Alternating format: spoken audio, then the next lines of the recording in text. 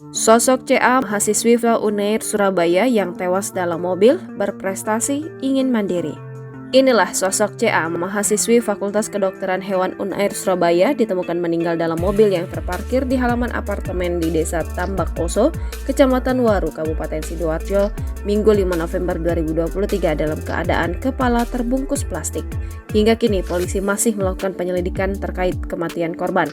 Dilansir dari tribunjatim.com, CA dikenal sebagai sosok yang berprestasi. Ia lulus kuliah dengan IPK 3,8. Kemudian CA melanjutkan program KOAS. KOAS merupakan program profesi yang harus dilakukan oleh mahasiswa jurusan kedokteran untuk mendapatkan gelar dokter. Kiara Tanah Kirana sebagai mahasiswi jurusan kedokteran hewan Universitas Airlangga, Surabaya, mengaku tidak menyangka asisten dosennya, CA, meninggal dunia dalam keadaan tragis. CA merupakan angkatan 19, kemudian mengambil koas jadi asisten dosen mengajar mata kuliah patologi.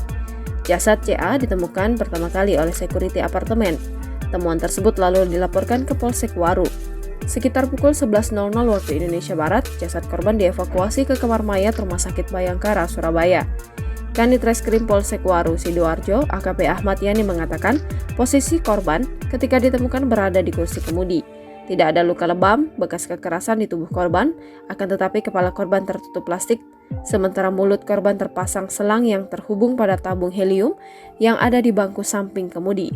Kemudian ada surat wasiat tulisan, bahasa asing, intinya terima kasih sudah menjaga saya, dia ingin hidup mandiri, ujar AKP Ahmad Yani.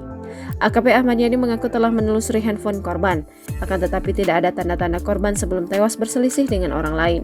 Pantauan di lokasi hingga pukul 18.36 waktu Indonesia Barat, jasad korban masih berada di ruang otopsi. Menurut informasi yang berhasil dihimpun, pihak keluarga korban dan sahabatnya datang ke lokasi.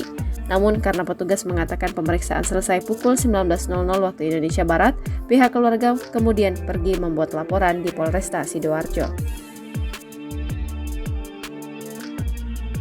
Download Tribun X sekarang, menghadirkan lokal menjadi Indonesia.